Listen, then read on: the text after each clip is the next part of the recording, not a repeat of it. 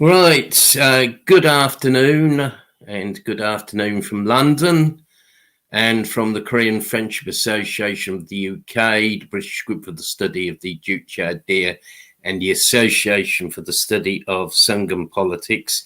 I hope everyone can hear. If you can't hear, please indicate. We've got a few people on the chat already, which is good. And, warm welcome to you. So this online seminar has been called as part of KFA UK's anti-US, anti-imperialist weekend of solidarity with People's Korea, which marks the 73rd anniversary of the provocation of the Fatherland Liberation War by the US imperialist aggressors and their South Korean puppets. And of course, it is actually the start of the month of solidarity with People's Korea, which starts on the 25th of June, which was the day the war started, and finishes appropriately on the 27th of July, the date that the Korean armistice agreement was signed, basically signifying the defeat of the US imperialists in the war. So the Organization of African, Latin American and Asian People's Solidarity called a month for solidarity for those dates. And we've been taking action. Yesterday, we picketed the US Embassy for about 1.5 hours and the South Korean Puppet Embassy for about, just under an hour. And we shouted anti-US slogans and made speeches. And it was very significant that at the South Korean Embassy, we were photographed by an official of the South Korean Puppet Embassy, possibly an actual officer of the South Korean National Intelligence Service.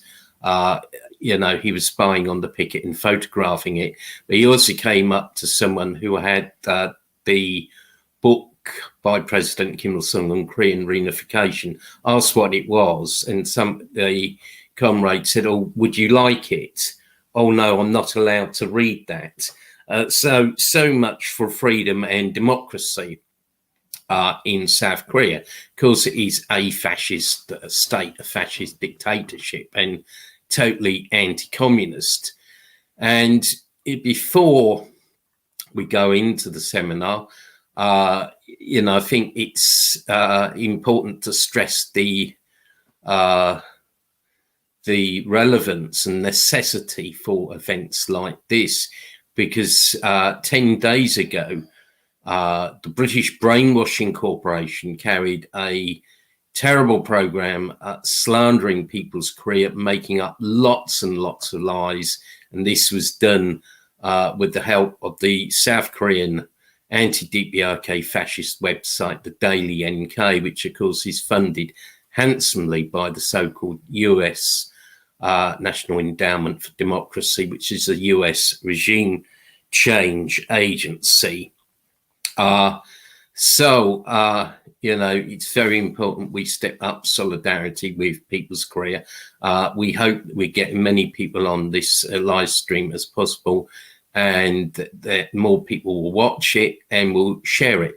Anyway, now going to hand over to Comrade Alan Bollen, who is KFA UK Organisation Secretary, Head of KFA West of England, and of course editor of our monthly journal People's Korea Today, and he is going to speak on US imperialism past and present. And I'm then going to speak about the war itself and US actions during the war, and we may have other speakers join us in the course of the seminar. So without further ado, I hand over to Alan. Welcome everyone. Very happy to see everyone watching us. Hopefully more people join us during the lecture. My lecture today is on subject US imperialism in Korea, past and present. Today's online solidarity seminar with People's Korea against US imperialism is not only to support the People's Korea in these very hot days when the American imperialists intensify dangerous provocation and activate their military forces right on the demilitarized zone with the People's Korea. But it is also to show the true face of this imperialism. Face hostile not only to the People's Korea, but also hostile to all progressive and free world of all societies. The world of the societies that want to live in peace and choose their own path of development and their own life according to their own rules and principles, not imposed by Western imperialism. It's worth to mention on the beginning this lecture that Korean Friendship Association UK activity with yesterday's pickets to the US Embassy and South Korean Puppets Embassy are nothing common with discriminating against the ordinary American people. The American working class and ordinary American citizens who do not identify with the imperialist policies of their state and who are under the yoke of imperialist rules and political gangs of financial and economic corporations.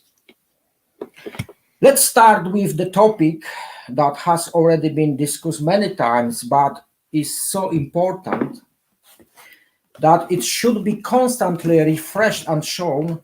It is the topic of Western and imperialist hostile propaganda regarding to the DPRK.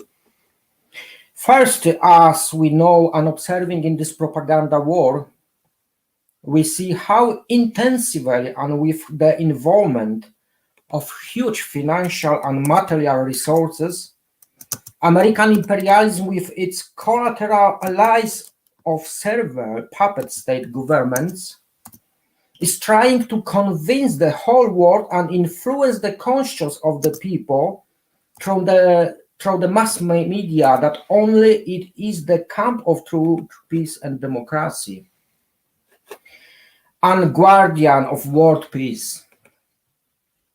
The press agencies, the great corporation of the American and Western press industries of the so-called free world are financed from taxpayers and producing lies on huge industrial scale.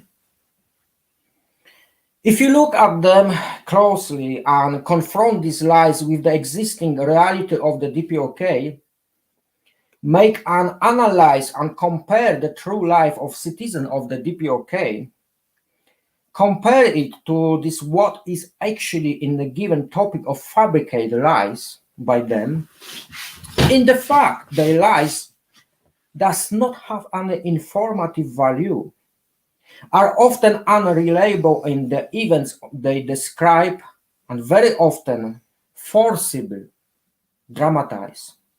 Of course, it must be like that, because the mission of these so-called news reports about DPRK and their purpose is not to show the truth, but deceive and not to reliably inform about what is in the reality. They cannot show the reality. The truth is quite different. Behind the mask of the fake defenders of the interests of world peace, there is powerful war machine and its arms a huge industry of producing hostile propaganda, and all forces include militaries to remain the US as a position of imperialist hegemony. The imperialist position of the US has committed many crimes in the world and continues to do so. How hostile American imperialism is not only to the DPRK, but to all of humanity, just to remind some of the facts. In all, the number of wars unleashed by the USA just after 11th of September only caused the deaths of 4.5 million people.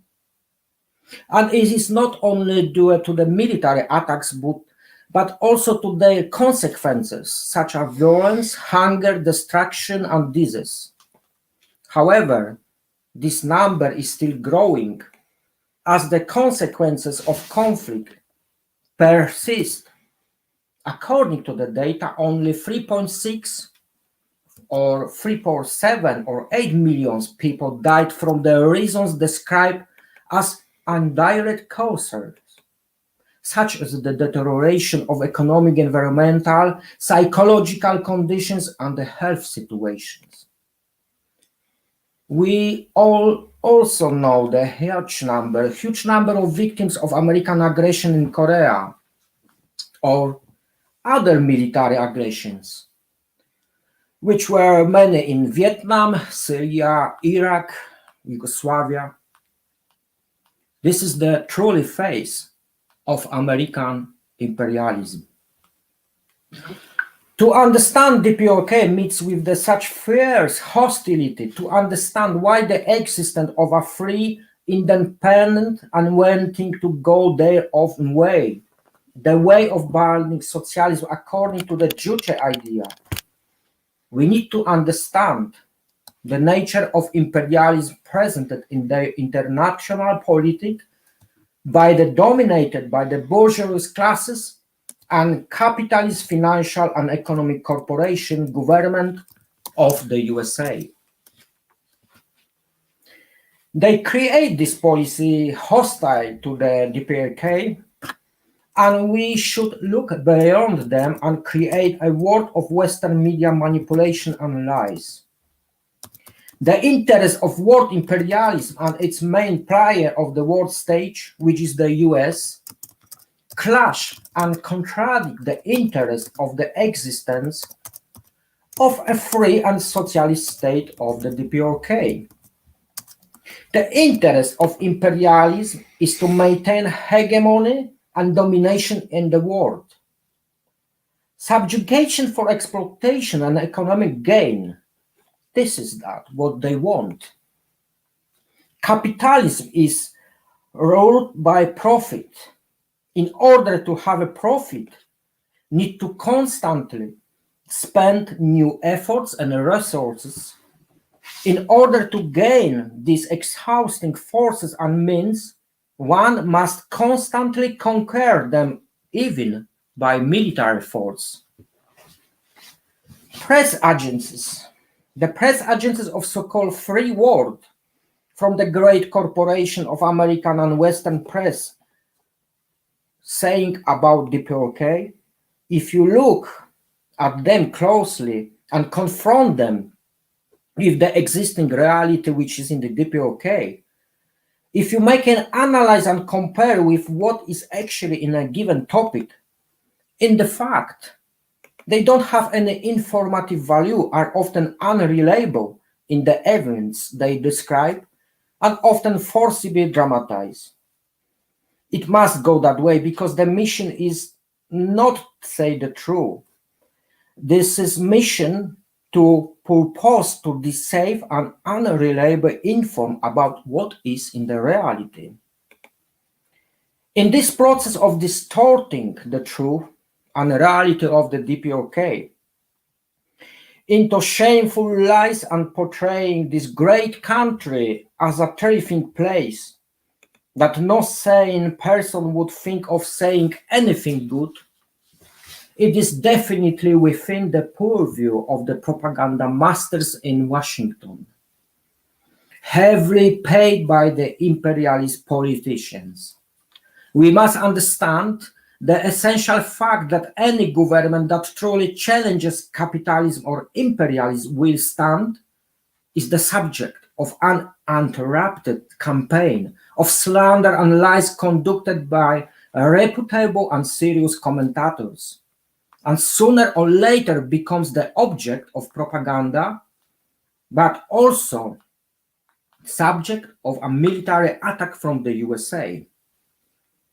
This is the case that it was before in the Syria, Iraq, Yugoslavia.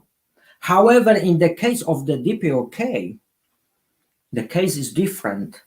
Here, the American imperialists, despite many provocations, are and will be afraid of open conflict because the strength and defense potential of the DPRK, not only technical, but above all concentrate in the power of patriotism and anti-imperialist approach, is able to wipe out not only American imperialism, but all its vassals areas. Why does the existence of free and independent state wants to go in its own way, independent of anywhere? Why meet with such fierce resistance and constant attacks from the resistance dominated by bourgeois classes and circus of capitalist corporations who shape hostility to the DPRK? Why is like that? There are also historical reasons. The Second World War in the Pacific area was for the most part competition between the economic interests of the United States and economic interests of Japan for control of the Pacific, including the Korean Peninsula. Japan was occupied Korea from 1910 to 1945.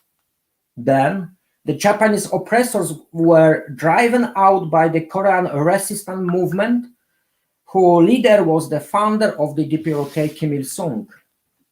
Then, until the complete victory of the Soviet Union over fascism and into the Pacific War and beyond after Tokyo's announcement of surrender, the USA, for its economic and political interest, was constantly trying to take control of former colonial possessions of Japan, including the territory of Korea.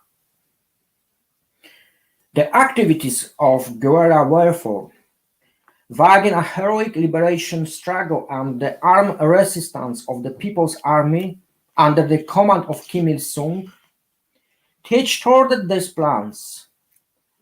Already the first decrees of newly formed People's Government expropriated these wealthy owners, large corporations, and hereditary families of capitalists that dominate until today, both over USA foreign policy and all over the mass media of the USA. And they have been for many generations considered the DPRK a threat to their interest. This threat is the lack of consent to their interests and the free inflow of US capital. If it were allowed to, what would DPRK become today?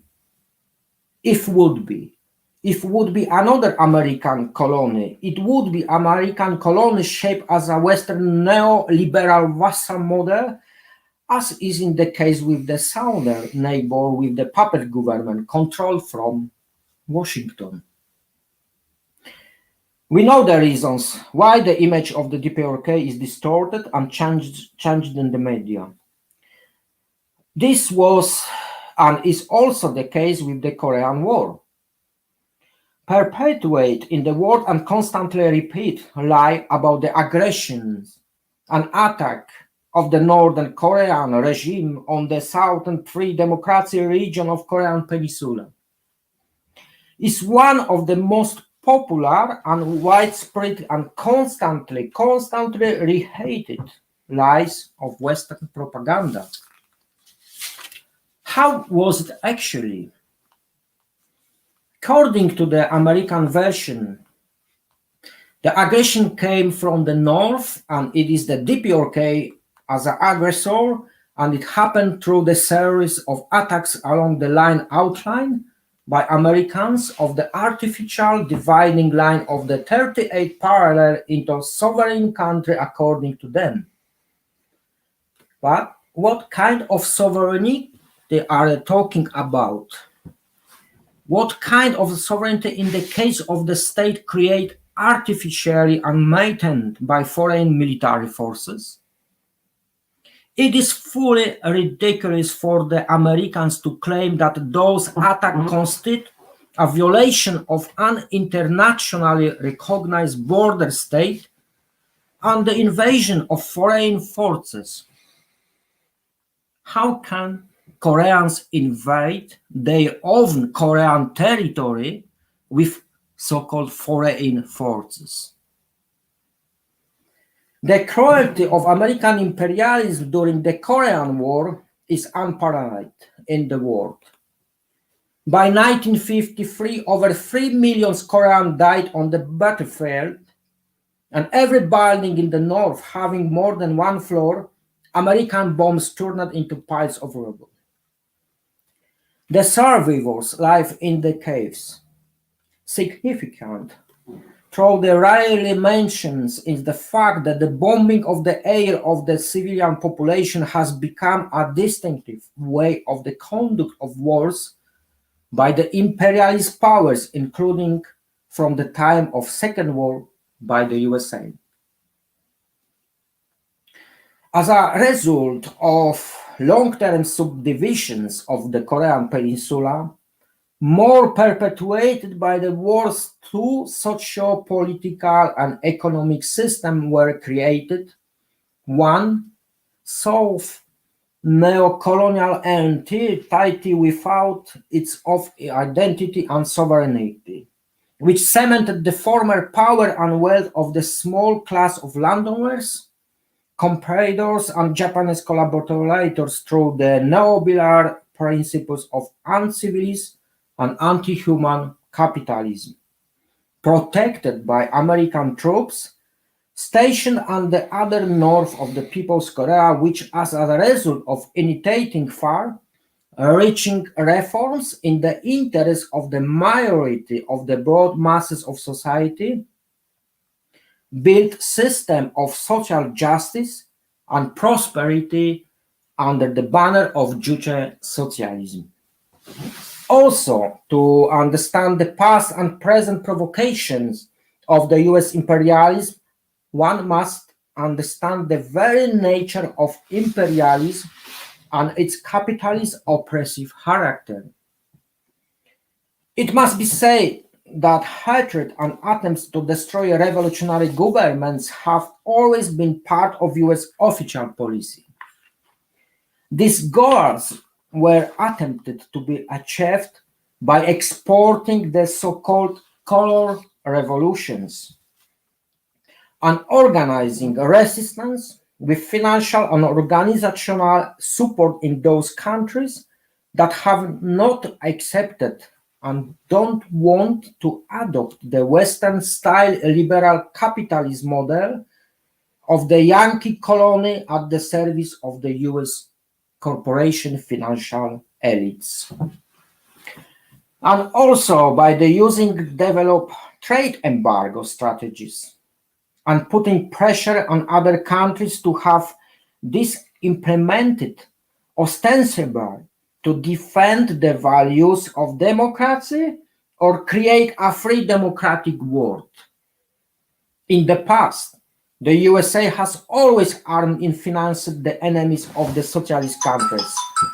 This whole democracy comes from the will of the people and not from the circle of capitalist elites, ruthlessly plundering the rest of society through the exploitation and oppressions with the state machine, working from the public taxes and on the order of international economic and political corporation gangs.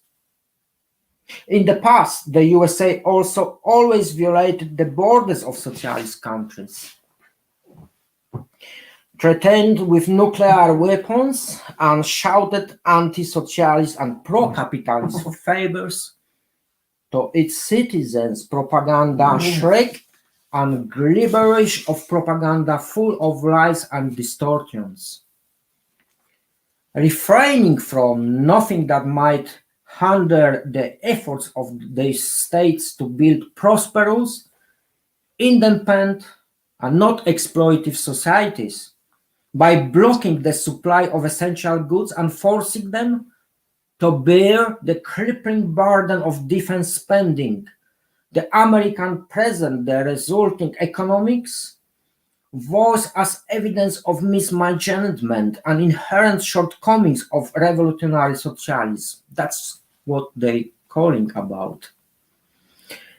The history of the DPRK is rich and complex, with episodes of Japanese colonialism, guerrilla warfare in the 1930s, with the historic birth of the epoch making Juche philosophy, repeated attempts to unite the country that have always been boycotted by US imperialism, and US imperialism's consolidation of the post-war occupation regime in the South.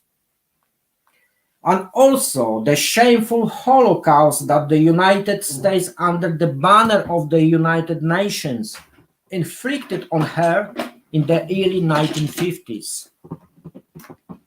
The history and present time of the DPRK are marked by constant struggles and efforts to maintain independence from other countries in the face of the expansions of the United States striving for the world domination and the imposition of colonial shackles.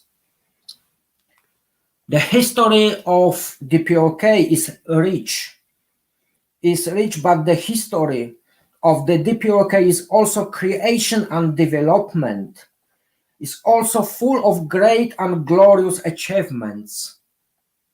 The DPRK implemented economic justice, equality, women's rights, and freedom from the domination of all foreign powers. But at every step along this difficult road, paid for this blood, as in the Korean War. Had to face the stubborn resistance of the United States, and how often DPRK was alone in this fight. Without help, on the contrary, DPRK was fought and continues to fight open hostility from developed capitalist countries alone. In this fight, the DPRK showed the world that USA imperialism is not an insurmountable force. Korean national pride and great revolutionary spirit are to this day flame that is immortal and also indestructible. This flame is inextinguishable, and the revolutionary spirit resurrected by the great father of the nation, Kim Il-sung, is invisible because it is the truly strength of the people's masses, the strength of minds and hearts, united in a victorious march in the building a world when man is the master of world and transforming world to the needs and demands of him. In this world, directed by the immortal Juche idea, exploitation man by man and oppressions doesn't exist. It is contrary to a liberal and capitalist world full of inequality, war and violence.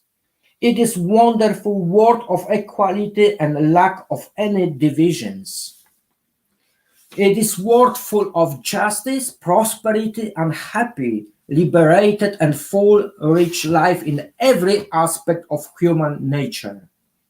This world is created by the DPRK citizens to lead the only correct political, economic, social system, which is Juche socialism. US imperialism treats to People's Korea and the regime change plans very real and not just on the paper.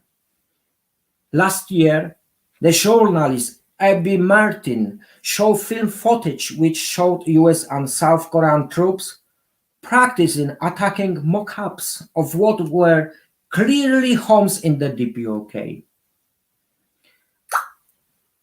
In March, the US and South Korea puppets resumed the large-scale military exercise that Trump put on hold from 2018.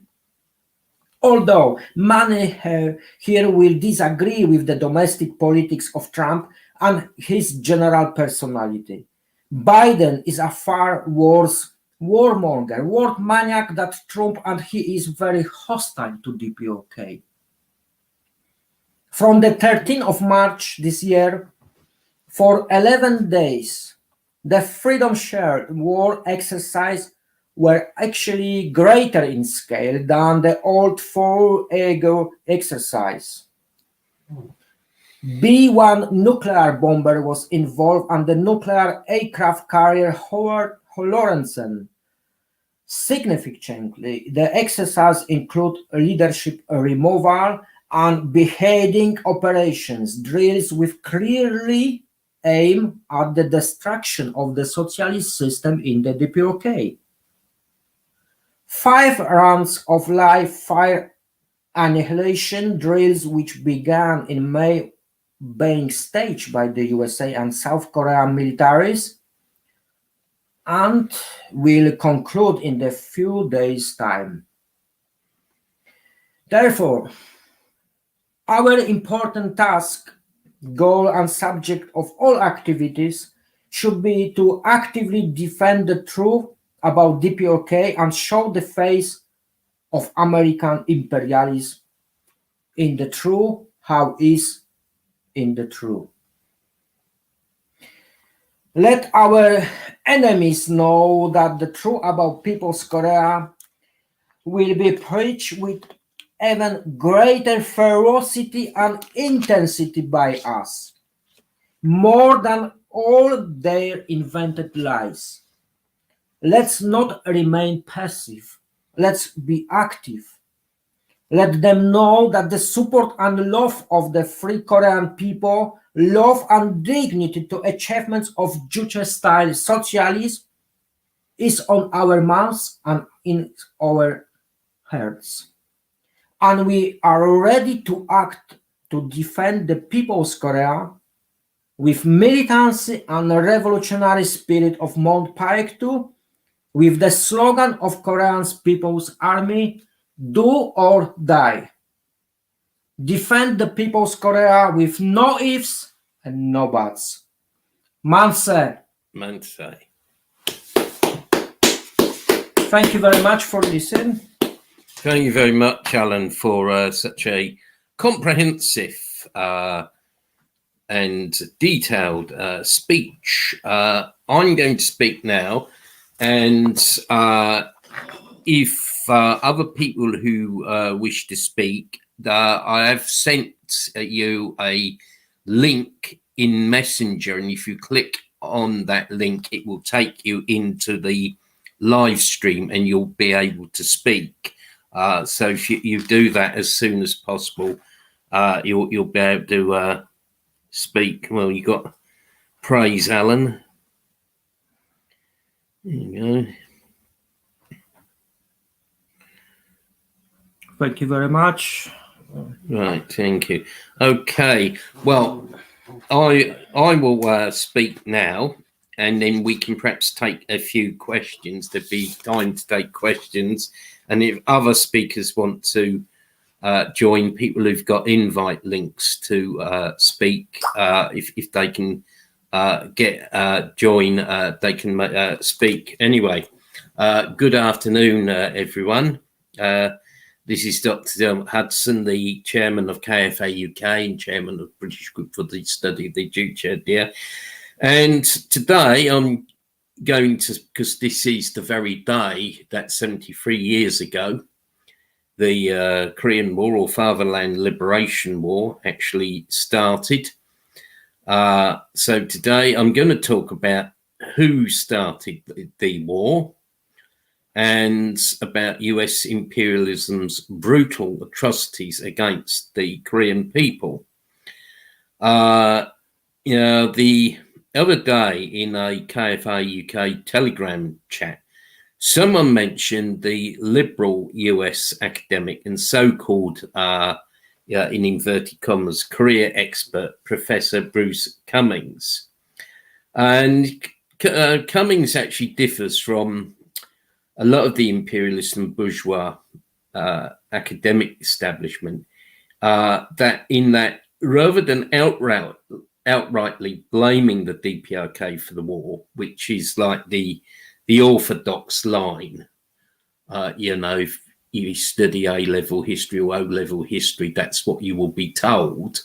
Cummings actually deviated from that a bit, and he actually took the classic liberal plague on both your houses position, and said that both sides were equally to blame. And of course, some people thought that was very progressive, because apparently went against the established narrative, but of course it doesn't. And Cummings actually even argues that the question of who fired the first shot has no significance, as the Korean War was, as he put, in his view, a civil war. And of course, there's a tiny grain of truth in that. However, this approach, which of course appeals to liberals, to Trotskyites, to social democrats and anarchists, and of course to complete and utter cynics, this approach actually conveniently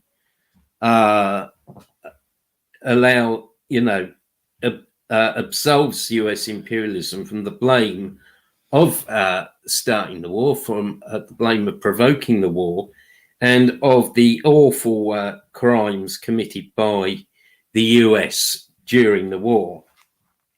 In fact, the question of who fired the first shot, of who lit the fuse, is very much a key question. Because firstly, US imperialism's intervention and invasion of the DPRK were justified on the grounds that the DPRK that justified the US under the cover of so-called police action and defending an ally from aggression. It was used to try and justify the US invasion.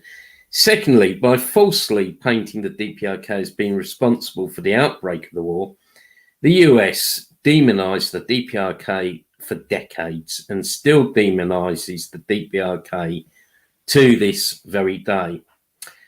And it is part and parcel, in fact, still a key part in the hostile propaganda against the DPRK. And for many years, the DPRK was denied diplomatic recognition by Western countries, as well as facing sanctions and trade blockades. And in those days, the pretext wasn't nuclear weapons. It was the idea that the DPRK had been responsible for the war. So let's examine the question of who really did start the Korean War or Fatherland Liberation War, who attacked who first. And I'm going to start with a bit of an anecdote, a story that was told to me by a member of the Communist Party of Great Britain branch I was in the 1980s. And after I'd raised the subject of the DPRK in the branch, this man was actually a school teacher, and in fact had been the head of the English department at a local secondary school. And his school, his story was as follows. One day he was taking a party of school children around the offices of the Daily Herald newspaper, paper long since gone.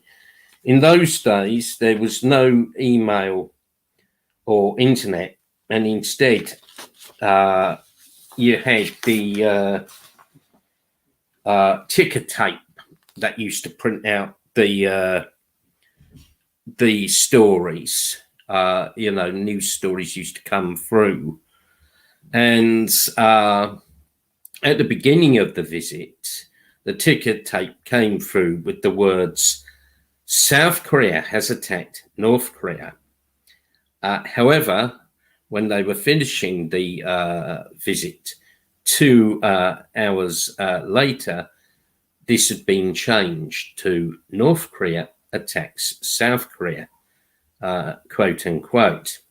And of course, this is a very early example of the news being changed or manipulated by the imperialist media.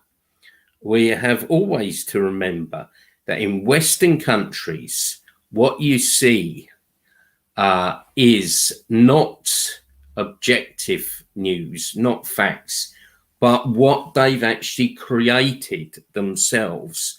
The news is actually made by journalists. They are the ones who've, you know, created these stories.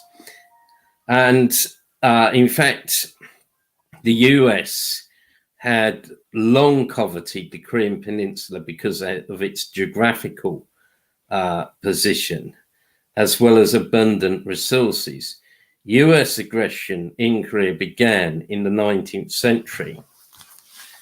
The US had occupied South Korea in 1945 and created a puppet regime in South Korea, was dead against the establishment of the Democratic People's Republic of Korea in September 1948.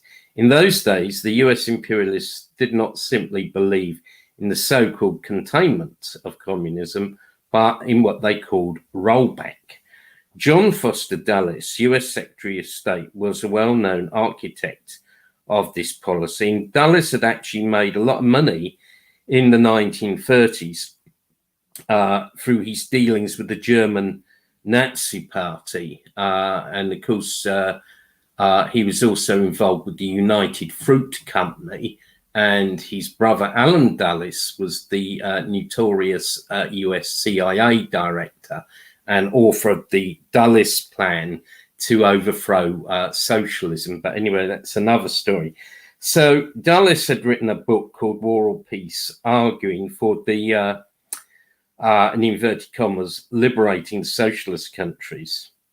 And he wrote, and this is, I quote, "We should make it clear in Eastern Europe and Asia that we do not accept the status quo, and eventual liberation is an essential and enduring part of our foreign policy." End of quotation. In other words, the aim of the US was to crush socialism by means of force, whether by direct military force or by other kinds of force. Internally, the US banned the Communist Party and unleashed a wave of anti-communist hysteria known as McCarthyism, in which even non-communist liberals were persecuted.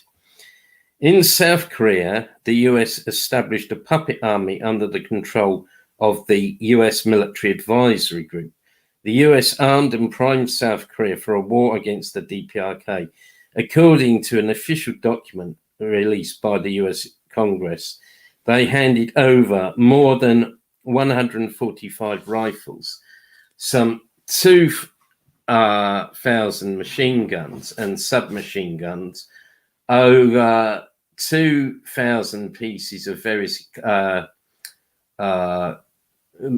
calibers, 4,900 vehicles, 79 warships, and other material to the South Korean puppet army just in the year of 1949.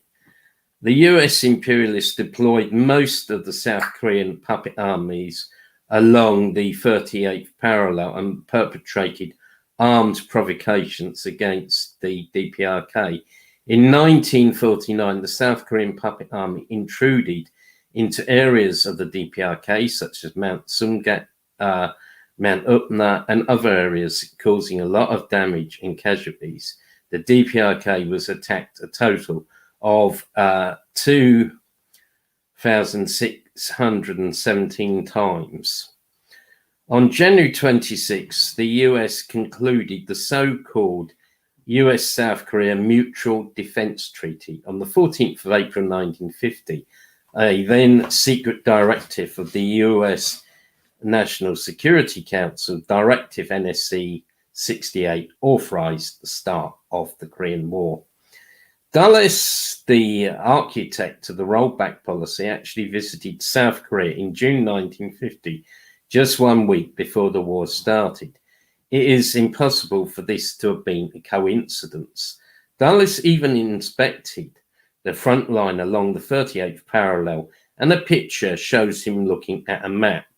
And this picture,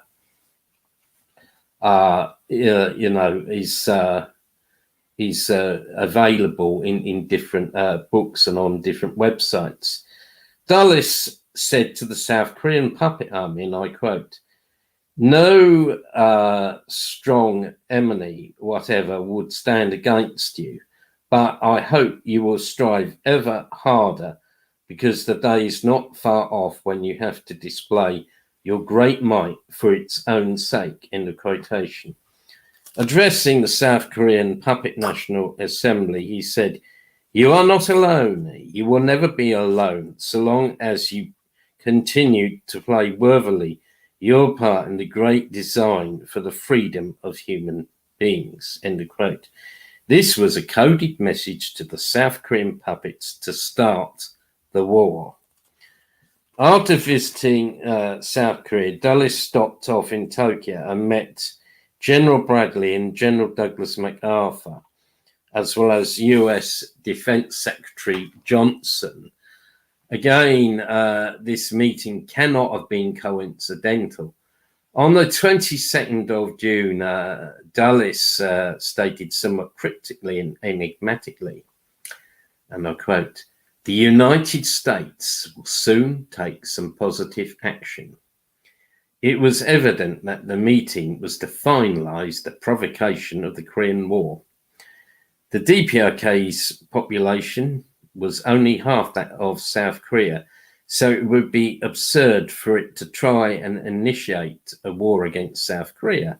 Moreover, on the day that the war broke out, it was pointed out by a British soldier in Korea, Julian Tunstall, that, and I quote, "The Re Army had 6 fully equipped divisions sitting just below or quite close to the 38th parallel, so it can be judged the KPA had 2 below combat strength divisions or near the 38th parallel." On the 23rd of June, South Korean puppet forces began an artillery bombardment of the areas along the north of the 38th parallel. On the early morning of the 25th of June, the South Korean forces, under the command of the American Military Advisory Group, started the attack on the DPRK. The 17th Regiment of the South Korean Puppet Army pushed forward in Tiantan and Yeoksong, and the 1st Infantry attacked in the Kaesong area. They intruded 12 kilometers into DPRK territory. The DPRK demanded they stop at once, but this was ignored. So the DPRK went over to the counteroffensive. It should be noted that the DPRK only launched a counteroffensive after warning South Korea to halt its attack. On the morning of the 25th of June, 650 US women and children were evacuated by the Norwegian ship, the Rhineford, at 3 a.m. in the morning. US accounts put the war as starting at 6 a.m. So how would the US know in advance to plan the evacuation of nationals? The famous American journalist John Gunther wrote in his book Riddle of MacArthur that a US staff officer in Tokyo on the 25th of June was called to the phone and came back and whispered, "A big story has just broken. The South Koreans have attacked North Korea." end of quote. And, you know, that ties in with the story about the, you know, the ticker tape at the Daily Herald office. Choi Dok-sin, former South Korean army commander and South Korean foreign minister and South Korean ambassador to the UN, stated that he had seen the secret order of Syngman Rhee, the South Korean puppet ruler, to start the war. All the above facts show that it was not the DPRK that provoked or started the Fatherland Liberation War, but it was the South Korean puppets egged on by their Yankee overlords. For those who want more detailed information, I strongly recommend the book, The US Imperialists Started the Korean War, and also the book, US Distortion and Provocation of the Korean War. President Kim Il-sung summed up the Fatherland Liberation War as follows, and I quote, "The Fatherland Liberation War waged by our people was a fierce anti-US, anti-imperialist struggle against the Allied forces of world reaction headed by US imperialism and a bitter class struggle against the enemies of the people," end of quotation. The war was a struggle against US imperialism and the Allied forces of the world, including Britain under the Attlee government, but also very significantly various fascist, reactionary and feudal regimes such as apartheid South Africa, Colombia of the Death Squads, fascist Greece and Haile Selassie's Ethiopia. Surely it was not a coincidence that George Lincoln Rockwell, the founder and leader of the American Nazi Party, actually served as a lieutenant commander in the US imperialists in the during the war. So shows you that it was a fascist war against the Korean people. During the Fatherland Liberation War, the US imperialists carried out all kinds of horrendous atrocities against the Korean people.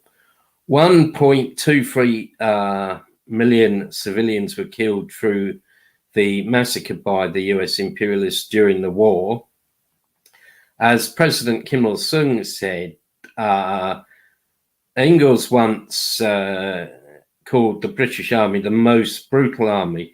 During the Second World War, the German fascist army surpassed the barbarism of the British army. No human brain could ever imagine more diabolical and terrible cruelty than those done by the Hitler gangsters at the time. But in Korea, the Americans have far exceeded the Hitlerites.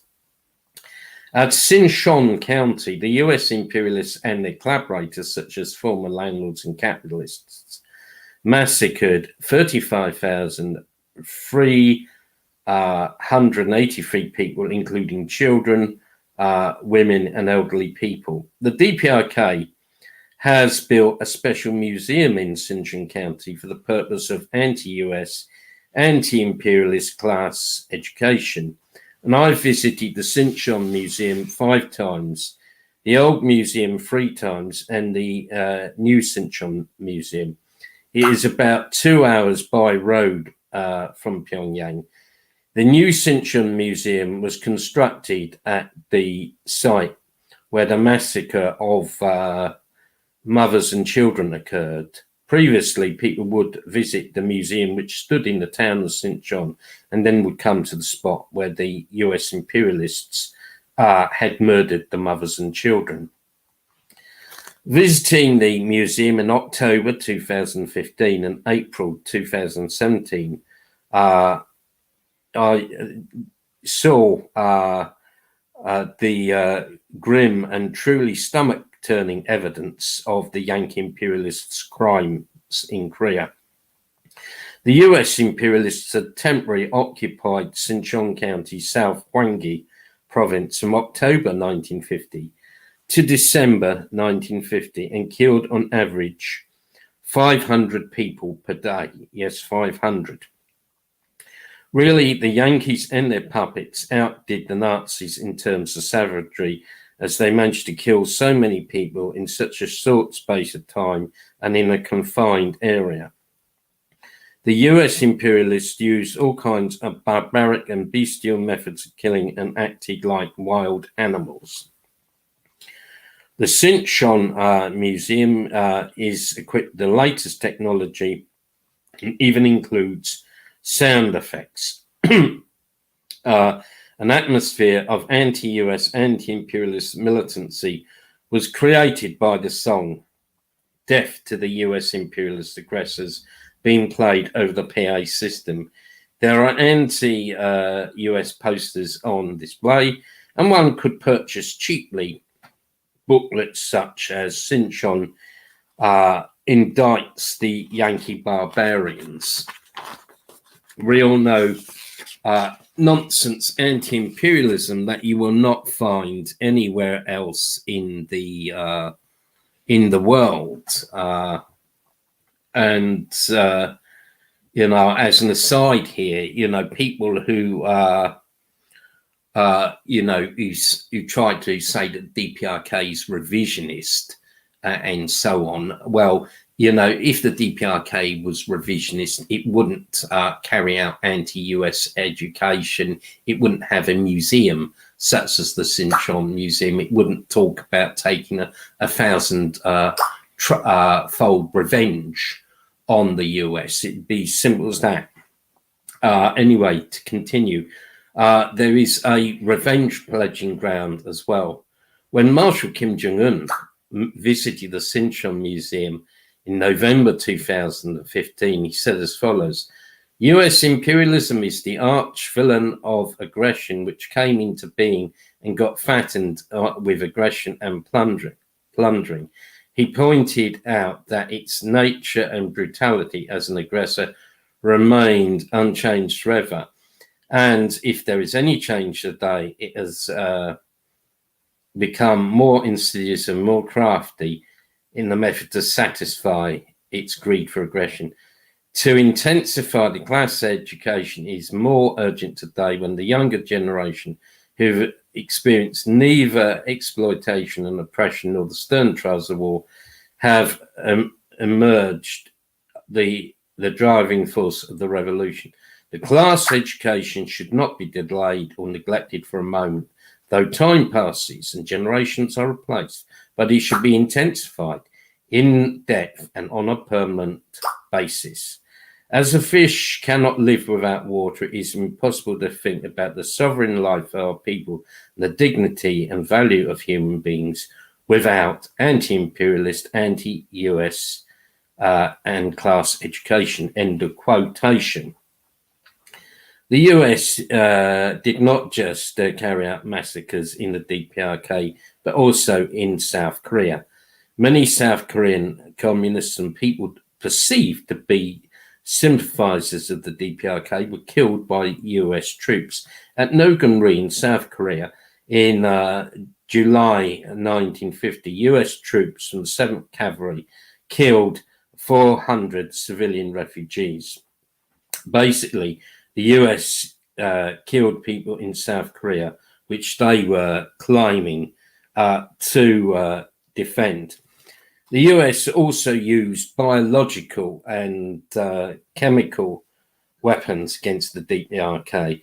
The US imperialists took over the biological warfare program of the Japanese imperialists, the notorious Unit 731. They created a special biological warfare center at Fort Detrick, Maryland, USA.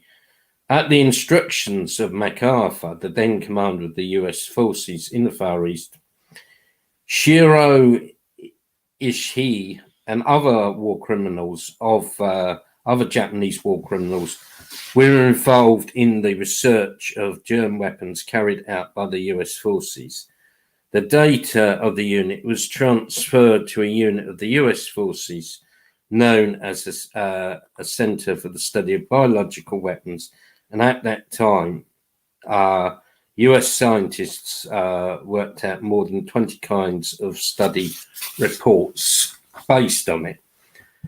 Based on the data presented by Japanese experts and its own research, the US carried out several experiments of germ warfare weapons spreading cholera and other diseases amongst South Koreans in 1946 and 1949.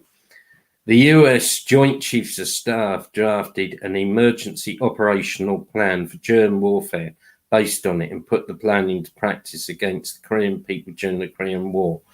The US imperialist aggression forces put the northern half of Korea under temporary occupation, were beaten during the Korean War, beaten back by the Korean People's Army, and took flight when they spread in the crafty manner a number of contagious diseases, including smallpox, in many areas such as Pyongyang, Yeongdeok County, and other places in the DPRK between the 29th of November to the 8th of December 1950.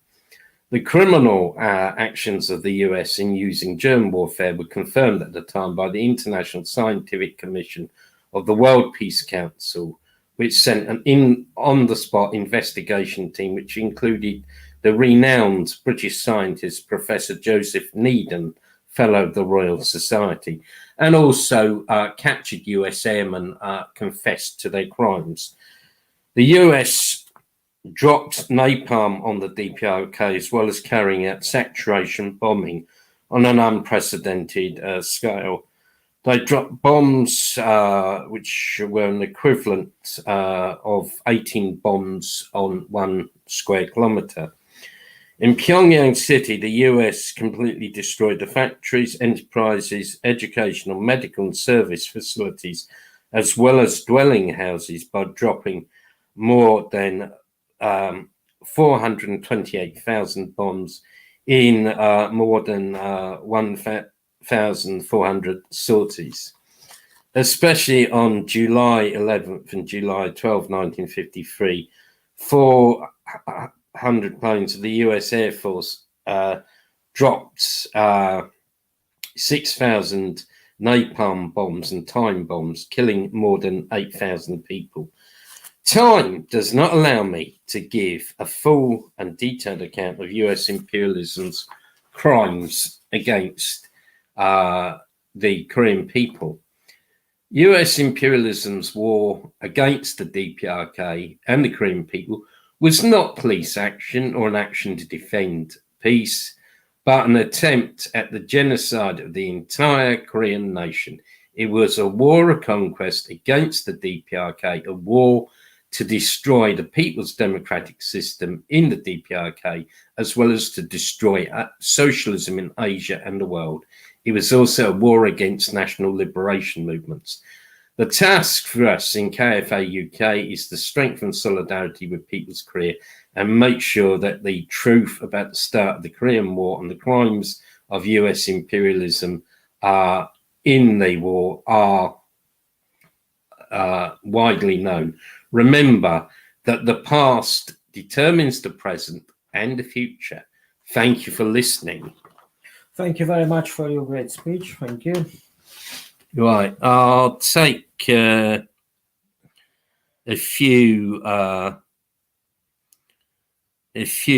questions. Yeah, just looking at.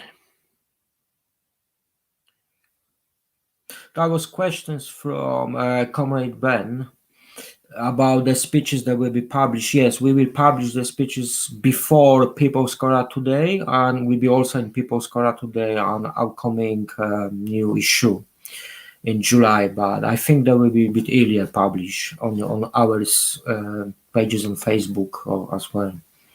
Yes, both of our speeches will be published. Questions to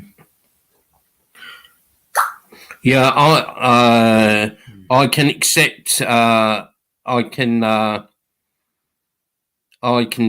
be interviewed. Just send me an email, or if you got me on Telegram or Facebook, please, send me a message, and I can be interviewed. So where's the other questions? Yeah, I think we've answered that one. Yeah, that one. Can someone post PDFs? Yeah, that will be published as a PDF, or the fully text of both speeches will be published on our pages on Facebook and Songun Solidarity, the group. Honestly, I feel like there are some more questions here. Well, I mean, the question about the Titan submarine, it's sort of really out of the remit of the meeting, but yes, so I mean, I would agree. Is related to the greed of capitalism. Definitely. Right. So, are there any other questions? Because we take questions. May Sheila, thank you very much for you. Thank you very much. What else? There is more questions. Shall we go a bit down the fresh one? Maybe there's some more questions. Well, I mean, some of these questions are really. Korean Friendship Association opinions of Russian war. We are not talk about Russian war because this is more involved to be political. Korean Friendship Association is social organizations and doesn't want to present the opinions of our members are different. Yeah. So we don't want to touch this subject. I'm sorry. Yes. That's right. Not involved into political. We are not political party. However, we have members from several parties, communist parties mostly, and them opinion about Russian war is them opinion, and we don't want to talk about this subject because we are social organization, and every one of us could have different opinion. Yeah, it's to say several questions. Several questions are really sort of outside we can talk about Fatherland Liberation War. What is that's the subject because we are building solidarity. But not Russian. And I say, I don't know if he's in this chat, but there was someone else planning to speak, and I've actually sent them a link in Messenger, so if they can click it, they can come in and deliver their speech. I don't know if they're actually in were in the chat. Mm-hmm. So right, well, are there any questions really? We still have time. Yeah, and we can still wait for some more.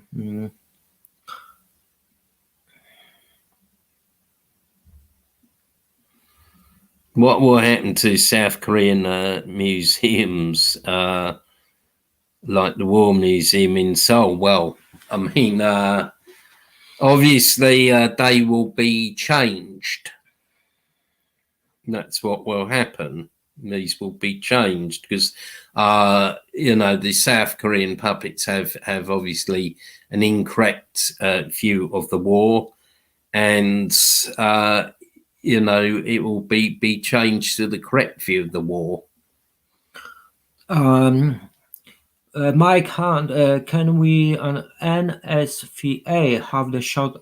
We have similar aims, and I will like to take a speech on your channel. And if you like to cooperate with Korean Friendship Association, please send us any message, contact with us.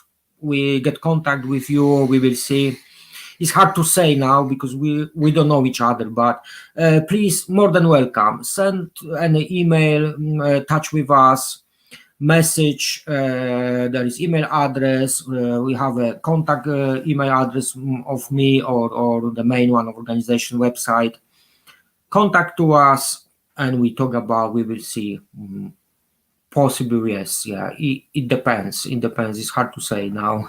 Right. Well, there's yeah. two questions. I mean, yes. I mean, basically, the war was orchestrated by fascists, by the South Korean puppet regime, and by US imperialism, which I think is a modern form of fascism. And it's a good question from Flame of Liberation.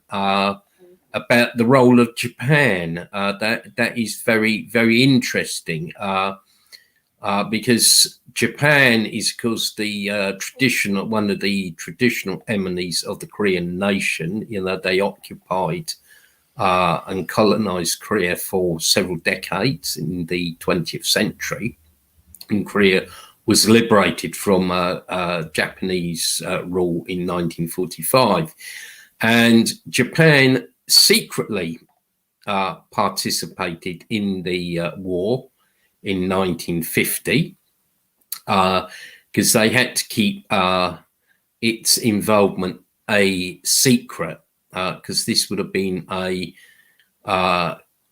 massive embarrassment for the Syngman Rhee puppet regime to, you know, have the involvement of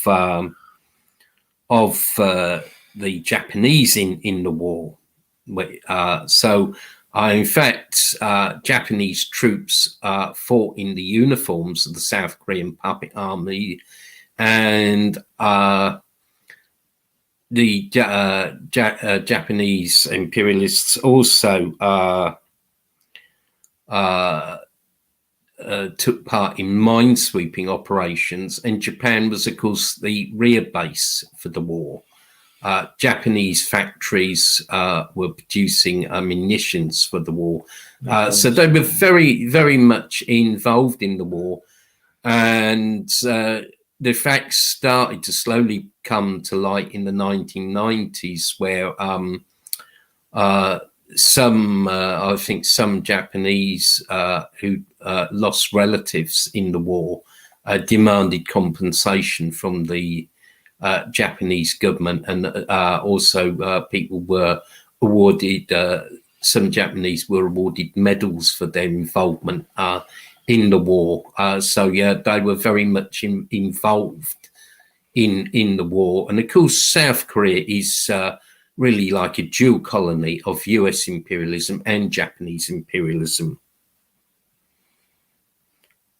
Do we support war reparations? Yes, the US should compensate the DPRK for the immense damage Never happened that it did during the war, and this runs into trillions of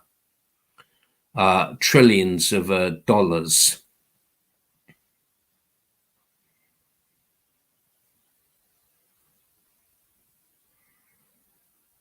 Right. Are there any other questions?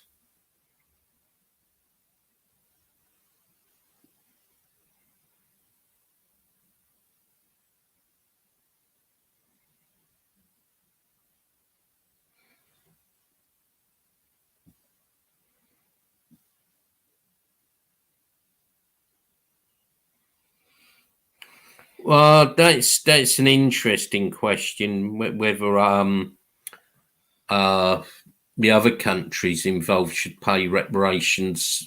I think, in principle, yes. But the fact was that most of the damage was caused by the US, and the bulk of the so-called UN forces were actually US troops, and the other countries did not play such a big role.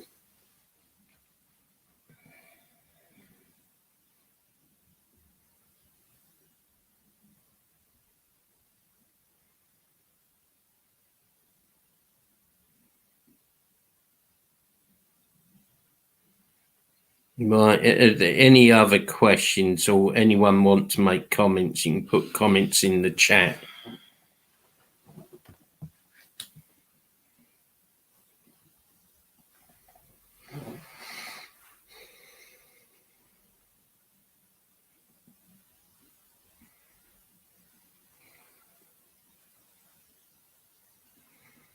Right, no. How badly was Korean bombing? Well, there was a huge amount of bombing. There was saturation bombing by the US.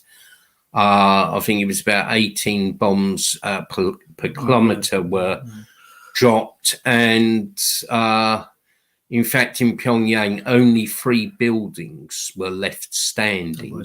That's how bad it was. And I think it was, if I've got this right, it was General Curtis Lee May, US Air Force commander, who later became known as a famous racist and far-right politician. He said, or one of the other US commanders said, "Oh, it's difficult to bomb the DPRK because we've caused so much destruction. We've actually run out of things that we can bomb now." I mean, they did things like bomb reservoirs and flood whole areas. The destruction was huge. Right. Well, yeah. The liberation, the reunification movement in the South. There are at the moment these mass struggles taking place in South Korea against the fascist regime and for its overthrow, for democratic rights, as a number of people have been arrested, such as some trade union leaders, and members of farmers' organisations, and also members of the Self-Reliant People's Liberation Front. And I think it's useful here to talk about the anti-imperialist National Democratic Front of South Korea, which is the vanguard party of the South Korean Revolution. It's based on the Juche idea. It's totally underground because in South Korea, communist parties are banned. And in fact, you can actually receive death sentence in South Korea for being a communist. But as I say, there is the underground ANDF, which was originally formed as the Revolutionary Party for Reunification in South Korea during the 1960s. And I've had the honor of meeting members of the Pyongyang mission of the ANDF many times. And the Juche idea and Songgum idea are studied in secret in South Korea.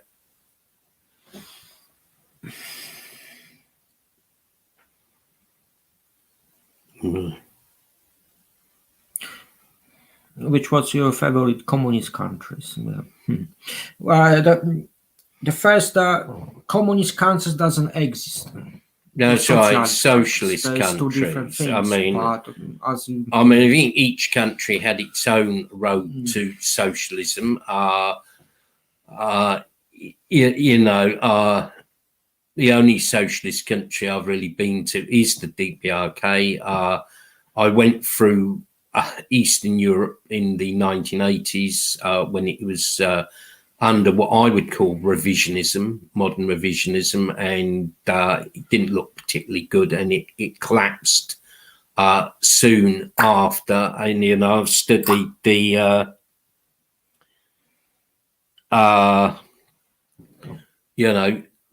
looked at different socialist countries. I would like to visit Cuba one day to learn about the Cuban experience. I can't really think of anywhere else. For me, if from the past time, I think, of course, Soviet Union, but in this era before the start Khrushchev, the revisionism was the first after Second War, where the socialism was very strong and built up, growing quite rapidly under the leadership of Russian Communist Party before Khrushchev take the power and change on the way to revisionism.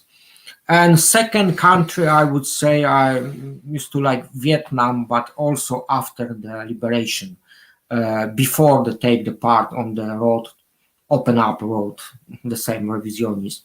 For me, Soviet Union and Vietnam on the first years after liberation. Yeah.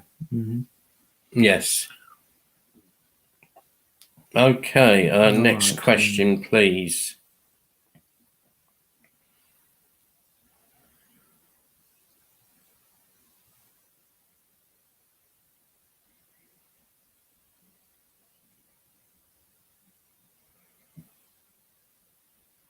Right. There must be some more questions.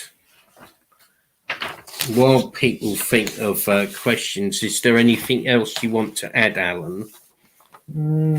I think I've covered all of my speech.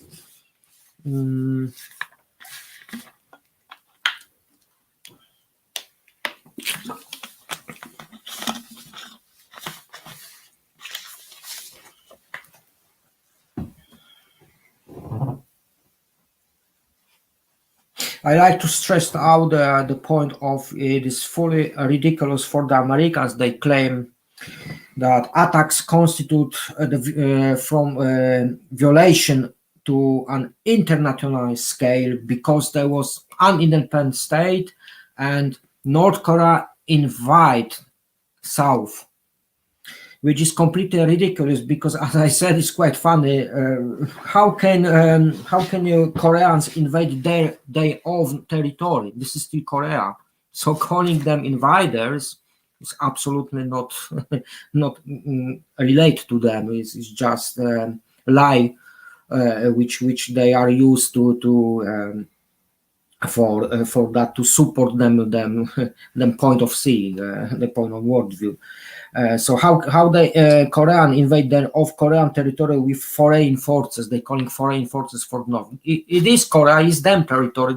So there's another example the stupidity of the imperialists, how they are trying to find anything to support them lies as a so-called true of freedom of democracy, which of course is not true. Yeah, that's right. It's very true. Well, I mean, I think that's a big question. Did Karl Marx get anything wrong? I mean, that's really outside of the remit of this meeting, which is really about the Fatherland Liberation War and about US crimes in Korea. I mean, all I would say briefly is what people have to realize that Karl Marx lived a very long time ago. That was different. And it was a different era. So, you know, I think people have to see his theories in historical context. So it's not a matter of something being wrong or something being right. That question should be more specified in which terms of ideologically in his life, these activities on his works left for us. Well, it's hard to say. Yeah, I mean, we're starting to get into sort of general chat about the socialist countries, but I mean, we've still got a bit of time. So, I mean, our two questions. What are your thoughts on Albania in Enver Hoxha's time? My thoughts on Albania in Enver Hoxha's time is very mixed. Albania for a time was a good friend of the DPRK, and if you go to the DPRK in the International Friendship Exhibition, there is actually a huge picture of Enver Hoxha in it. Chairman Kim Jong-il, when he was at university, and there was Albanian students studying at Kim Il-sung University, when Albania was criticized by the Soviet Union, was put under pressure, he actually went to the Albanian students' dormitory to express his support for them. However, Albania, both internally and externally, adopted some positions that, in my opinion, just you know, this is my individual opinion, okay, were ultra left. And towards the end of the 70s, he became You know, he asserted that Albania was the only socialist country in the world. And not only did he criticize the Deng and Hua leadership of China, but he even said that China under Mao was wrong. And he also attacked the DPRK. And I think ultimately the problem with Enver Hoxha, you know, he wrote all these books and all these theories attacking everyone else. What happened in Albania? Does it exist as a socialist country today? No, it does not. You know, it disappeared with the rest. You know, it makes you wonder about the validity of his work. But you know, that's just my opinion. Comrade Kim Yo Jong, yes, she is very militant, very Vice Department Director of the Central Committee of the Workers' Party of Korea. I think she's very good. Doing great work. Very militant statements, very sharp, and very much a great publicist for the DPRK. I think she's great. Hi, I was born during socialist Romania. I love the DPRK. Well, welcome to our seminar. To our seminar, we're glad to have you on this chat. Is the internet banned in people's career? No, the internet is not banned, but the imperialists do block internet access from the DPRK. They can't always use it, and of course it is important for the DPRK to defend itself against imperialist ideological infiltration. And DPRK is its own internal internet, what some people would call an intranet. But, you know, it's even got its own social media site now. So it's got many sites. Oh, yes. Yes, hello, Comrade Jennings. Thanks for coming on to the live stream. Good to see you here. Yeah, the pickets were good, quite militant. Weather wasn't too hot. We didn't get roasted in the sun. Went quite well. I've stuck reports up on the KFA Facebook pages. The barbecue is actually in about 2 hours' time, so we won't have the barbecue yet, but we will. So I won't come in. It's still. You know, please, welcome. You know, we'll have the barbecue in about a couple of hours. But thank you for your support. Right. Well, while people sort of jot down questions and so on, you know, I'll just say a few other things about the pickets.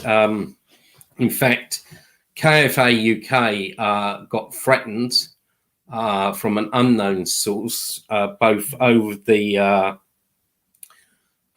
pickets and also for criticising the BBC.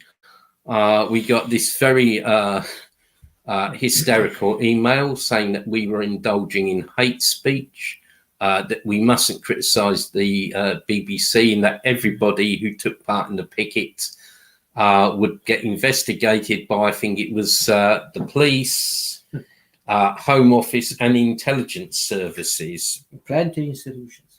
And, you know, of course, the email came from a fake email address, and person couldn't be identified. Interestingly, we noticed American English was used in the email, which does actually point to it coming from someone using American English as their first language.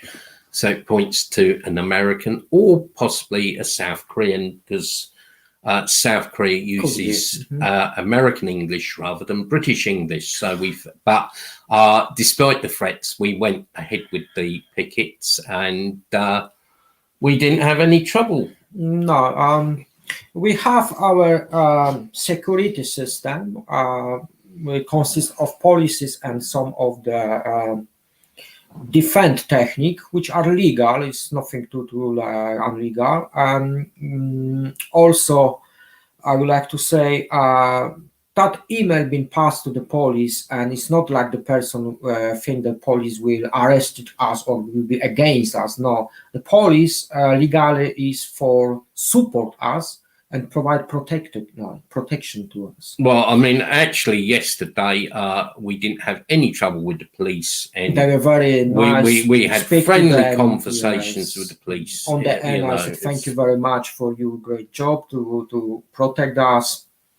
Cannot see any problem with that. I mean, that's absolutely right. So, but we did not take any notice of these silly threats, talking about legal action. We are a social organization is working legally. We have our constitution, we have our policies, and we are acting legally here in this country. So anything, the accusation of the hate speech or anything is just trying to threaten us like. Well, I think it doesn't make the effect to us and anything to us. I think by hate speech they were trying to say anything that's against the US or South Korea. Yes, but in my speech, I said there is nothing discriminate to American citizens. That's all what we're saying. This is true about the actual situations and the past and history. This is right.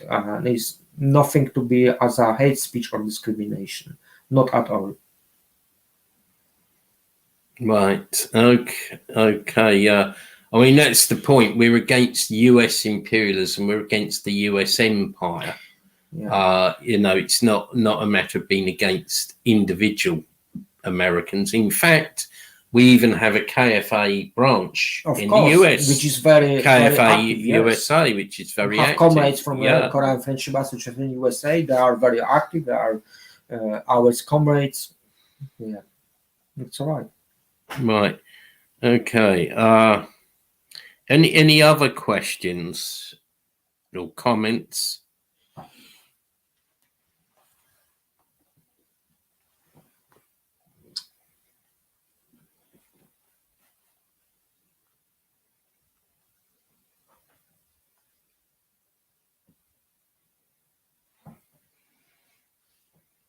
Oh yes, we have from someone actually wants to speak, so I'm just going to try and send them the link. We've just seen the message.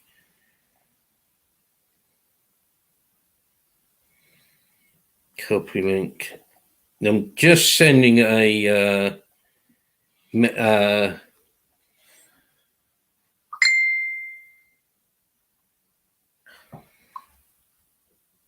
right, just trying. Well, no, just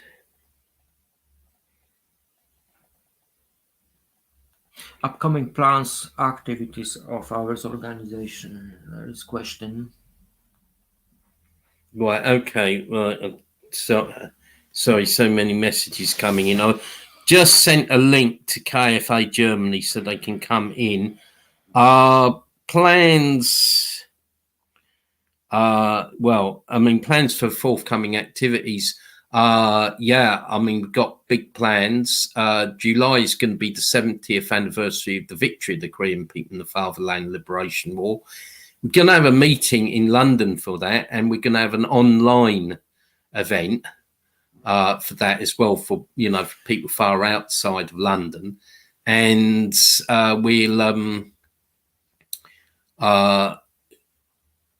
we'll try and make sure it's either on Skype or maybe Zoom, or I mean this works. And have a film night on the end of the yeah, month. film night. We've got coming up a film night. I mean, as the KFA USA, you need to ask them what sort of, if they can have barbecues or stuff. Anyway, I welcome KFA Germany, and they're going to read out a speech. So just add them. Hello, comrades. Can you hear me? Yes, I can hear you very well. It's great to have you here. It will be great to be here. So I would start with my speech. Dear comrades, Marshal Kim Jong-un said, US imperialism is the destroyer of peace and security in the world and the main target of attack in the cause for the realization of sovereignty in the world. The peace-loving people of the world should put an end to the aggression and war of the imperialists against sovereign states and fight actively in order to prevent the danger of war and protect peace and security in the world. End of the quote. Very dangerous is that the US imperialists try to portray themselves as the moral right ones, as the good ones. They bomb civilians and claim to fight against terrorism. They kill people with their murderous embargoes and claim to be doing it for human rights.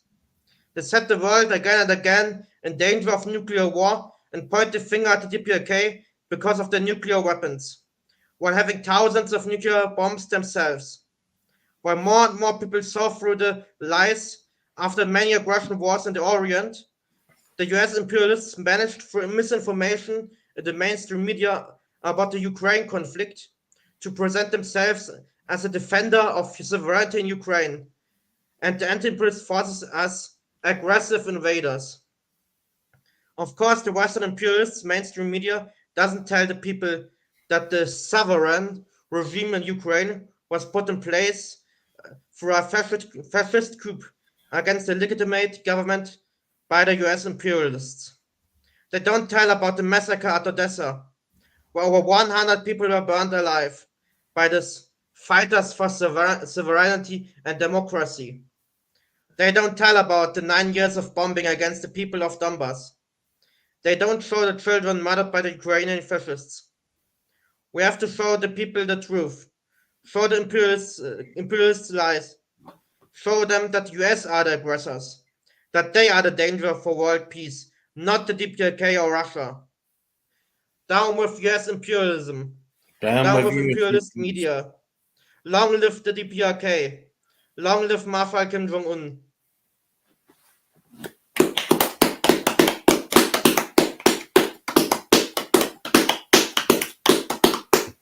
Right. Thank you very much for that inspiring speech. It was very good. And also both the messages you sent out for the pickets were sort of read out and will be published at the picket. I mean, I read out the one at the US Embassy and the one at the South Korean Embassy. We've got a question. Again, Wagner Group, Russia, it's all a bit out the remit of the meeting. I don't really know enough about the Wagner Group, and I gather these are sort of complicated, confusing internal situation in Russia, but, I don't take sides in that, and, got no idea about the Wagner Group. All I can say is, I'm personally against US imperialism. I believe that the situation in Ukraine has been caused by the US, by them arming Ukraine, and, they've caused the conflict to break out. But, other than that, Wagner Group, I'm neither pro or anti. I don't. In fact, I do not genuinely know much about it. Right. Any other questions?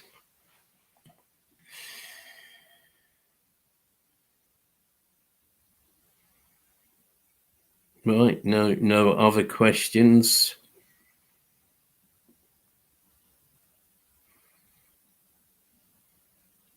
Right. KFA Germany, would you like to add anything more? As we got you on the chat. I would like to thank you for making this a live stream, for making the anti-US weekend. Thank you especially, Dr. Domintetsen. Also thank you especially, Cormac Allen, and of course all members of KFA UK, because it's a very important task. Sorry, go ahead. Yes. No problem. It's a very important task, and as I said in one of my earlier greetings, you have to be very brave in nowadays to fight against US imperialism, because a lot of people don't like that you fight against US imperialism. Even some communists don't like that. Mm. They always talk about multiple imperialist centers and all that crap. There are even some so-called leftists who talk bad about the DPRK. Yeah, yeah. But I can't understand that. The DPRK is the country who fights the most intense against US imperialism. And for that, they have all my solidarity. Even if I wouldn't like some of the politics of the DPRK, which I don't, I fully support the DPRK with no ifs and buts. I think every anti-imperialist should recognize the important anti-imperialist work of the DPRK. Yes. Yes. Also, I don't understand the people who talk about these more imperialist centers, like Russia and China would be the same as the US. Like, we saw what the US did since the end of the Second World War, or during the Second World War, like the atomic weapons used against civilians in Japan, the Korean War, the Vietnam War, all the wars in the Orient, the brutal embargoes. I know no other country in the world who did such things.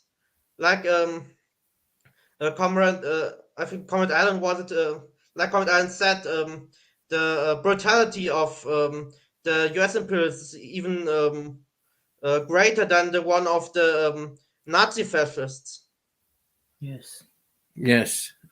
Both of our speeches we mentioned that. Yeah. Yes, yeah. Mm-hmm. Well, thank you for your comments. I mean, I think, yeah, it's true. I think there are, I mean, certainly in Britain, a lot of people don't like it if you even mention US imperialism, and it's just a sort of liberal pacifist mentality, which is very strong indeed. You know, and they don't like it if you talk about US imperialism. They get very upset and you know, and think you know, you're somehow being racist or something. You know, it's, and organisations like Stop the War, which used to be a mass anti-war movement. I mean, they're very bad, and they really don't like the DPRK at all. And they've sometimes both Stop the War and the Campaign for Nuclear Disarmament have sometimes sided with British and US imperialism against the DPRK and issued statements against the DPRK, which is very, very bad indeed. And also, again, you know, danger here and sort of sliding off into very ideological topics, but you got Trotskyites who hate the DPRK and also you know, spread a lot of confusion. Right. Okay, but how does the DPRK honour their fallen comrades? That's a good question. And what the DPRK did in 2013, they built a special cemetery for the martyrs of the Korean People's Army, and not just the soldiers who died during the Fatherland Liberation War, but also in some of the operations of the KPA after the war. And the cemetery's in a very prominent place in Pyongyang. It's on the outskirts of Pyongyang, and as you come in from the airport, you can see it. And I've visited there several times, and there are obviously monuments to KPA soldiers. As you come into the Fatherland Liberation War Museum in Pyongyang, there is the War Victory Park, where you've got different statues of different KPA units. And of course, the Fatherland Liberation War Museum itself, which is a huge museum, that is like also a tribute to the fallen comrades. Yeah, I think they honor also in many works, many books, many poems been written, and movies even about heroic struggle of people's Korean army and who given their lives in the Fatherland War. Poems, works, movies, books. Also, this is the way how they honored these fallen comrades. Yeah, you can find it plenty of stuff on this on the subject. Yes. Mm-hmm. Right, and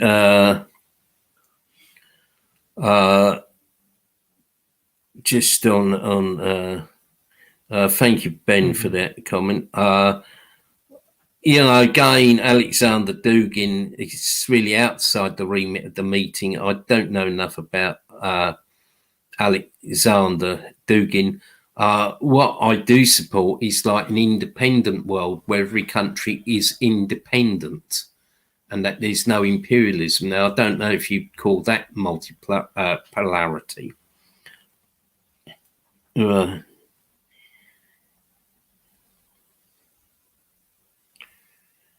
Did Japan help to? Well, again, a bit complicated question with Japan. I'm not. I don't really know enough about Japan, but I mean the U.S. military occupation of Japan did prop up the capitalist system in Japan. And one thing I noticed with the US military occupation of Japan compared to Germany, but, in Germany, the Nazis were put on trial. The ones that survived were put on trial at Nuremberg. Whereas in Japan, Hirohito was not, was allowed to be emperor. And the imperial ruling system in Japan was left intact. They didn't dismantle the Japanese state; they actually kept it. And of course, again, this is going into Japanese history. I believe under the US occupation under MacArthur, who was also became the US commander in the Korean War, the Japanese Communist Party was banned. So it was extremely reactionary. I would like to say something about that because Yes. you said that in Germany the Nazis were sentenced. That's only partly true for West Germany. There were the Nuremberg trials, that is right, but after the Second World War, a lot of Nazi criminals became powerful again. There are a lot of important positions in the politics and the economy and the society were given to former Nazis. Yeah, that's right. There's Yeah. there's a book called Das Braunbuch, translated the Brown Book. It's from the GDR, where they made a list about Nazis in high positions in political economy and other things in West Germany. It's a very long list. They even how you say it in English? Sorry, my English is my first language. They forbid the death sentence, so the Nazis don't get killed. Like before the founding of the so-called Federal Republic of Germany, there was the death sentence in Germany. But when the was founded West Germany, they said we don't make death sentence anymore, so they can't make the death sentence on the Nazi criminals. There was the so-called Krupp, that was an industrial capitalist. He made weapons and sold them to the Nazis.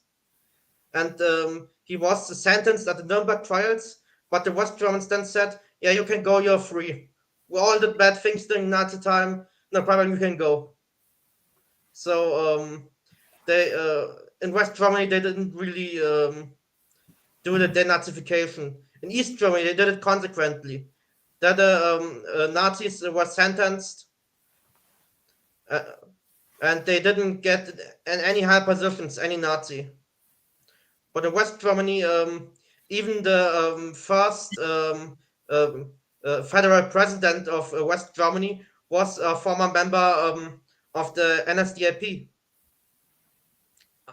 Also, in West Germany, we have the so-called social market economy, which was a concept made by the Nazis. They implemented after the Second World War, but this concept was made under Nazi dictatorship. Right. Well, thank you for that. Something I didn't know. I was trying to make the main point was that in Japan, they basically made no changes to the system, and it would have been equivalent to have Hitler being allowed to remain in power in Germany. That was the thing. But obviously, from what you're saying, a lot of Nazis got away, basically. I understand what you mean. But that's what I wanted to say. Hitler didn't stay, but all the other Nazis, they stayed. Basically, the regime stayed the same. Only they changed the face from open fascist dictatorship to a democratic regime. But of course, it wasn't a democratic regime. They even forbid the Communist Party. Oh yes, that's right. The old KPD under, I think, if I pronounce the name, Max Reinman, was banned in I think in 1958, 1957, or maybe 1956. Before. 1956. Yeah, it was banned, and again going in danger of straying off the track, but it was legalized again under a different name in the 1960s, and under the proviso that it had a peaceful program, winning socialism through parliament. But anyway, we're starting to talk a lot about German and Japanese politics. Has anyone got a question about the DPRK or the KFA or the Fatherland Liberation War, or indeed future activities?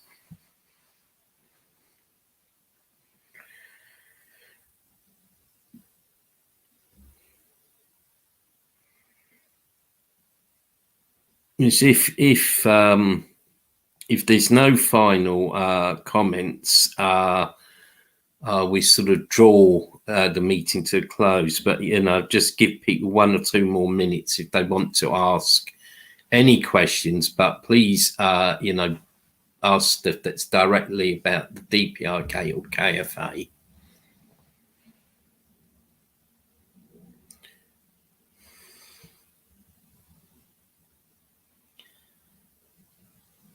How has the idea been implemented?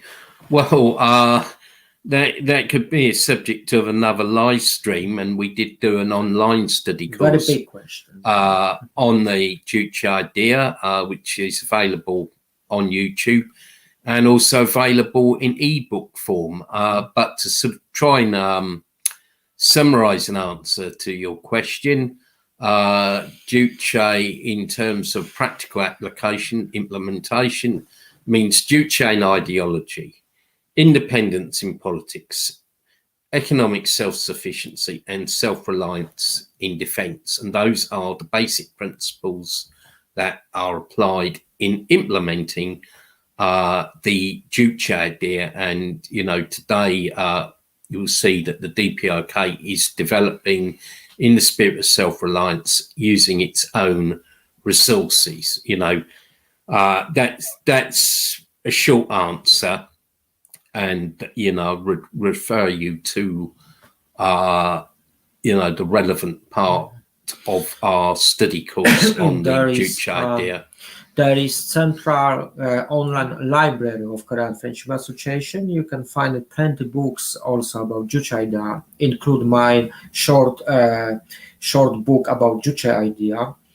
There is explain everything in correctly, in details, and in as short as possible, like a short guide, a short book about Juche idea.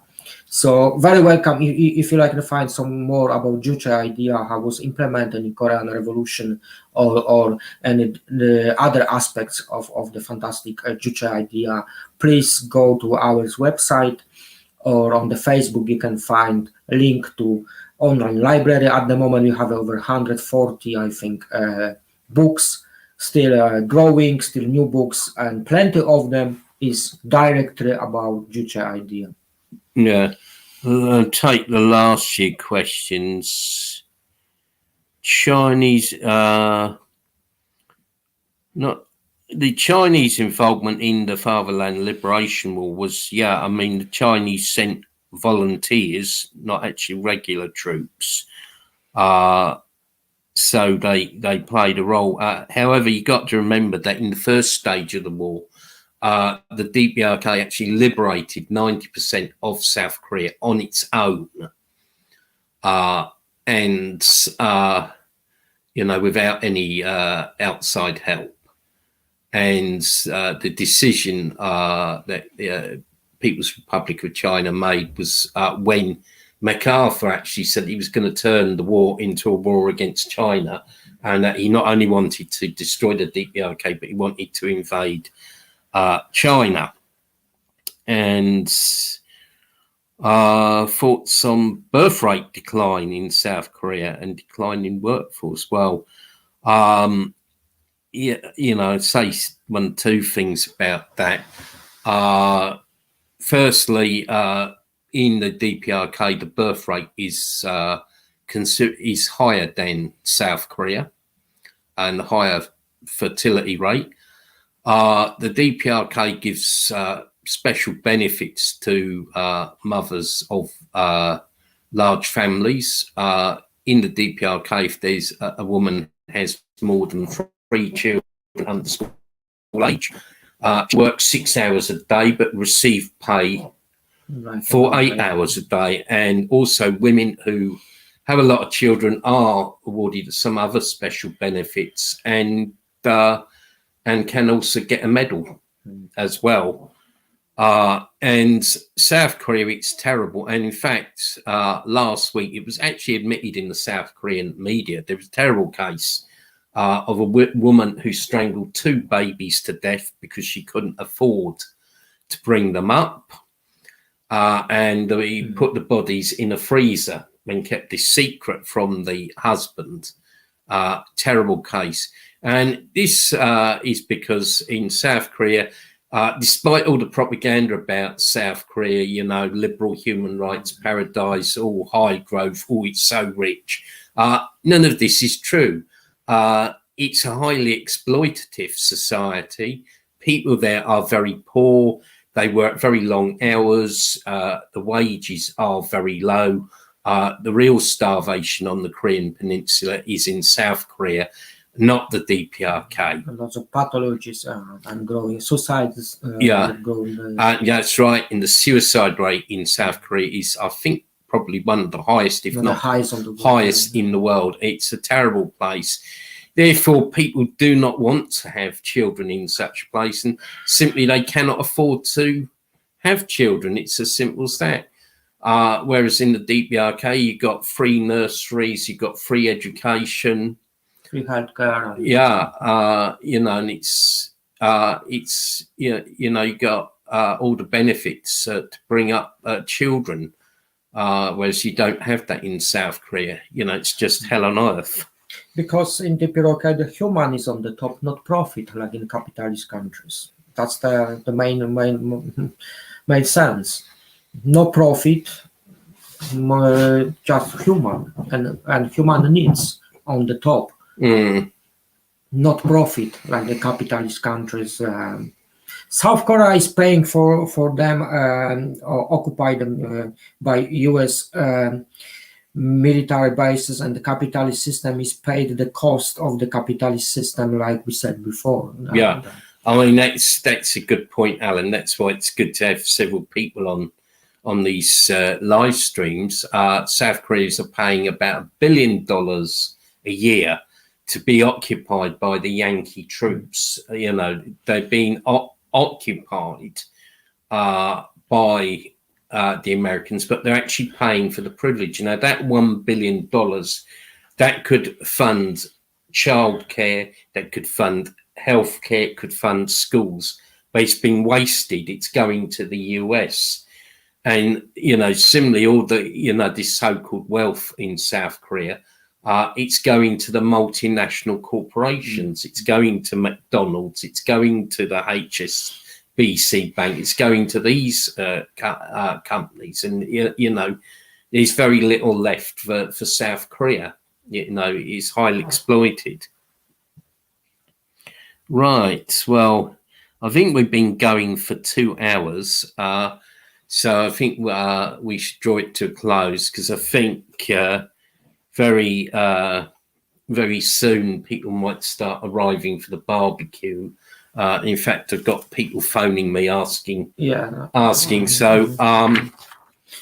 we're going to adopt a short message to Marshal Kim Jong-un. And it reads as follows: we, the participants in this online meeting, which is held to mark the 73rd anniversary of the provocation of the Fatherland Liberation War by the US imperialists and the dire struggle against US imperialism, send our solidarity and support to the Korean people. We support the just struggle of the Korean people against US and world imperialism. We believe that the US Army should be completely withdrawn from South Korea. Moreover, a permanent peace treaty between the DPRK and US, which would replace the Korean Armistice Agreement, should be concluded. We support the DPRK's efforts to increase its deterrent power. We wish you success in your work in good health. So, I mean, does everyone approve that message? I do. Right. Sure. Seeing no one against. Yeah, I'll just take this last question, and then to say I think we should go, because we're going to have the barbecue here in London. But yeah, answer the question. Yeah, university is free in the DPRK. It is free. There's no tuition fees, unlike Britain, where Tony Blair, boo, hiss, etc., introduced university fees. But in the DPRK, totally free university education, and I believe they also get a uniform provided free of charge, and that accommodation is free, and food at very low cost. So, you know, is totally free. So, you know, people from all walks of life are in the DPRK can go to university, and there's also for factory workers, there's distance learning. Each factory has like a learning space with computers which are linked to universities, and workers can study university courses and acquire new skills and progress on to newer roles. Anyway, so I hope that sort of answered the question. Thank everybody for their participation in this live stream. Sorry that one or two people who apparently wanted to speak couldn't seem to link in. Very sorry about that, but if you send a speech, we'll publish it for you. And as I say, I think this has been a successful weekend of solidarity with People's Korea. So we say down with US imperialism, US out of Korea, defend People's Korea, victory to People's Korea, victory to the Workers' Party of Korea, victory to the ANDF. Thank you, comrades. Goodbye, and have a good time.